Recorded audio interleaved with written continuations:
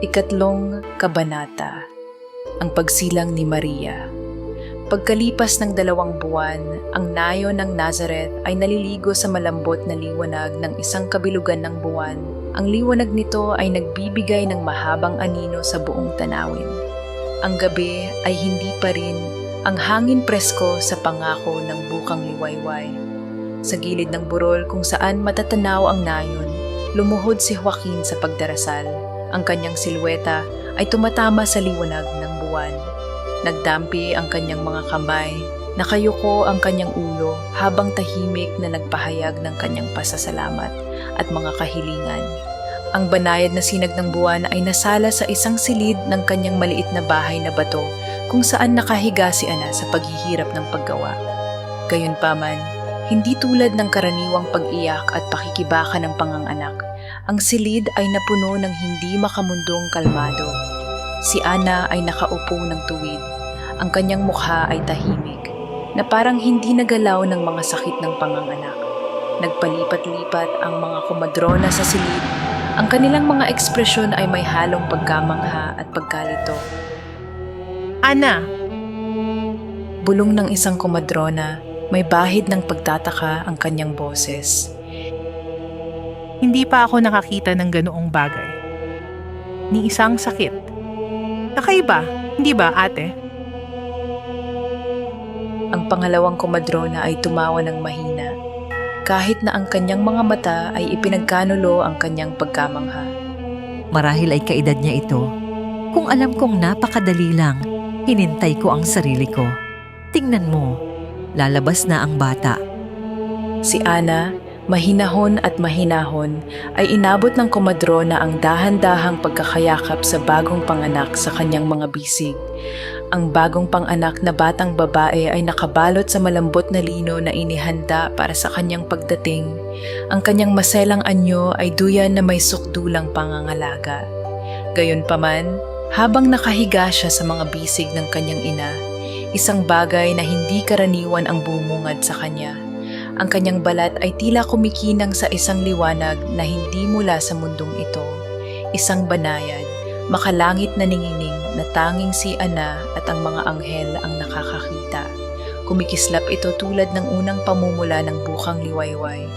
Banayad ngunit hindi maikakaila, isang tahimik na pagpapahayag ng banal na ugnayan sa kanyang buhay. Ang mga komadrona na hindi napapansin ang makalangit na liwanag ngunit nakadarama ng isang bagay na pambihira ay nagpalitan ng dilat na mga mata.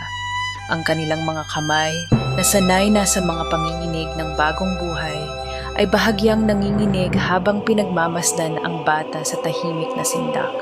Sa wakas, natagpuan ng unang midwife ang kanyang boses, kahit na ito ay halos isang bulong. Babae! Bumuntong hininga siya, nagtataka ang tono niya. Ana, mayroon kang isang anak na babae. Tingnan mo siya katangi-tangi. Walang kamali-mali. Napaka-perpekto. Tumango ang pangalawang komadrona, dahan-dahang sinusuubaybayan ng kanyang mga daliri ang malambot na pisngi ng sanggol. Isang tahimik na pagpipitagan ang bumalot sa silid. Ang hangin ay makapal sa isang bagay na hindi nasasabi ngunit malalim na nararamdaman. Ni hindi alam ng mga babae na ang langit mismo ay sumandal upang dumalo sa pagsilang ng sanggol na nakatakdang magdala ng kaligtasan ng sangkatauhan. Niyakap ni Ana ang anak ng malapit. Ang kanyang puso ay namamaga sa pagmamahal na higit sa mga salita. Ang silid ay tila kumikinang na may banayad na liwanag na nagmumula sa puso ng sanggol. Isang banal na presensya na pumupuno sa espasyo ng init at kapayapaan. Ngumiti ang pangalawang komadrona, magaan ang tono, ngunit puno ng paghanga. Bueno, mukhang hindi mo kailangan ang mga katulad namin. Nakagawa ka ng maayos, Ana. Mas mahusay kaysa sa naisip ko. Halika. Kapatid, iwanan natin ang bagong ina kasama ang kanyang anak. Pinagpala ka ng Diyos. Sa wakas, magandang gabi, Ana. Nang buksan ng mga komadrona ang pinto para umalis, ang mga unang pahiwatig ng bukang liwayway ay nagpinta sa kalangitan sa makulay na kulay ng rosas at ginto. Tumawa ng mahina ang pangalawang midwife. Ang ibig mong sabihin ay magandang umaga. Ibahagi natin ang mabuting balita kay Joaquin. Sumara ang pinto sa likuran nila at ang silid ay muling naligo sa malambot na liwanag ng papasikat na araw. Si Ana ay nakaupong mag-isa kasama ang kanyang bagong silang na anak na babae. Ang mga sinag ng sikat ng araw na dumadaloy sa mga tabing ng bintana at nagbibigay liwanag sa maliit na anyo ng bata. Dahan-dahang sinuri ni Ana ang kanyang sanggol. Hinawakan ang kanyang maselang mga daliri at paa na namangha sa himalang hawak niya sa kanyang mga bisig. Ang liwanag na nagmumula sa puso ng bata ay tila lalong lumiwanag na pinupuno ang silid ng isang sagradong liwanag. Dahil sa labis na emosyon, inilapit ni Ana ang bata at napaluhod. Nanginginig ang boses sa pasasalamat at pagkamangha. Panginoon, tagapaglikha ng lahat ng buhay at pinakamakapangyarihan, sa iyong walang katapusang karunungan, ibinigay mo sa akin ang anak na ito. Salamat. Ngunit ngayon ay dapat kong itanong, paano ko pangangalagaan ang isa na iyong nag-iisang itinuring na nagdadala ng walang hanggang salita? Paano ko haharapin ang isa na magiging ina ng iyong anak? Isang boses, banayad ngunit puno ng awtoridad, ang pumuno sa silid. Aalagaan mo siya sa panlabas na paraan tulad ng pag-aalaga ng isang ina sa kanyang anak, nang walang anumang pagpapakita ng pagpipitagan, ngunit panatilihin ang paggalang na ito sa loob. Biglang napuno ng kinang ang silid na hindi kayang unawain ng lupa. Isang hukbo ng mga anghel ang lumitaw. Ang kanilang mga nagniningning na anyo ay kumikinang na parang apoy at perlas. Pinupuno ang bawat sulok ng abang silid ng banal na liwanag. Ang kanilang mga kasuotan ay umaagos na parang likidong ginto. Ang kanilang mga pakpak ay nakabuka sa maningning na ningning na nagpapakilos sa hangin ng isang bulong ng makalangit na biyaya. Pagkatapos, na parabang ang mismong langit ay malapit na, isang himig ang bumangon, isang himno na napakadalisay, napakaganda, na ang mismong mga dingding ay tila umugong sa taginting nito. Ang kanilang mga tinig ay nagtagpi-tagpi sa perpektong pagkakatugma, isang awit ng papuri na nanginginig sa kagalakan at pagpipitagan para sa bagong silang na bata, si Maria. Ito ay isang tunog na hindi lamang para sa mortal na mga tainga, ngunit para sa mga kaharian sa kabila, isang pagpapahayag sa langit na ang isang pinili ng Diyos ay pumasok sa mundo. Si Ana na nakayakap sa kanyang anak ay naramdaman ang musikang bumabalot sa kanya na parang mainit na liwanag. Ang kanyang puso ay namamaga sa pagkamangha. Kumikislap ang hangin na parang nanipis ang tela sa pagitan ng langit at lupa.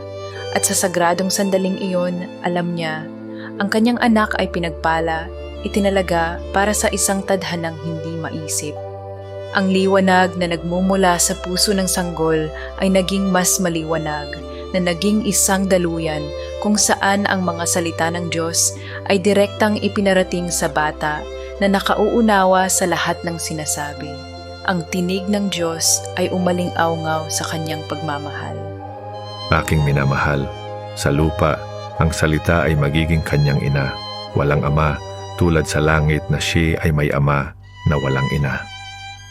Dumating na ang panahon sa pamamagitan ng ating pag-iingat upang bigyang buhay ang liwanag, ang nilalang na anyong tao na pinalaya mula sa kasalanan, na dudurog sa ulo ng ahas. Nalalapit na ang oras, napakapalad para sa mga mortal, kung saan ang ating mga kayamanan at mga kayamanan ay nabuksan sa langit. Ihanda ngayon ang sangkatauhan sapagkat malapit na nilang tanggapin ang guro, ang kapatid at ang kaibigan, sapagkat siya ang magiging kordero ng Diyos na mag-aalis ng mga kasalanan ng sanlibutan. Pagkatapos, bumaling kay Gabriel, ang Diyos ay nag-utos. Pumunta sa mga yunggib ng limbo.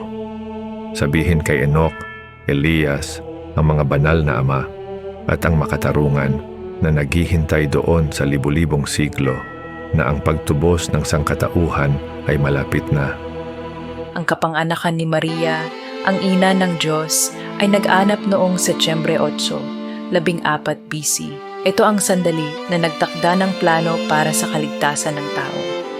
Dahil doon, naglaho si Gabriel, ang kanyang nagniningning na anyo ay natunaw sa hindi nakikita tulad ng isang bituin na kumukupas sa malawak na kalawakan ng bukang liwayway. Ang silid, bagamat tahimik muli, ay pumipintig pa rin sa namamalagi na init ng kanyang presensya. Si Ana, na ngayon ay nag-iisa kasama ang kanyang bagong silang na anak na babae, ay nakatingin kay Maria.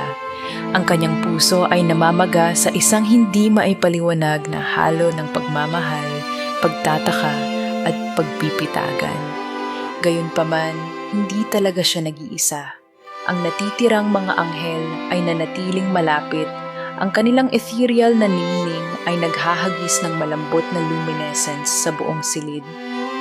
Bagamat hindi sila nagsalita, ang kanilang presensya ay isang tahimik na pagpapahayag, isang panata ng proteksyon na lalampas sa sandaling ito, lampas sa gabing ito, lampas sa oras mismo. Tumayo sila bilang mga hindi nakikitang sentinel, mga tagapag-alaga ng bata na balang araw ay umaalingaw-ngaw sa paglipas ng panahon. Isang banayad na simoy ng hangin ang bumalot sa silid na nagdadala ng kapayapaan, isang tahimik na katiyakan na si Maria ay hindi lalakad ng walang bantay.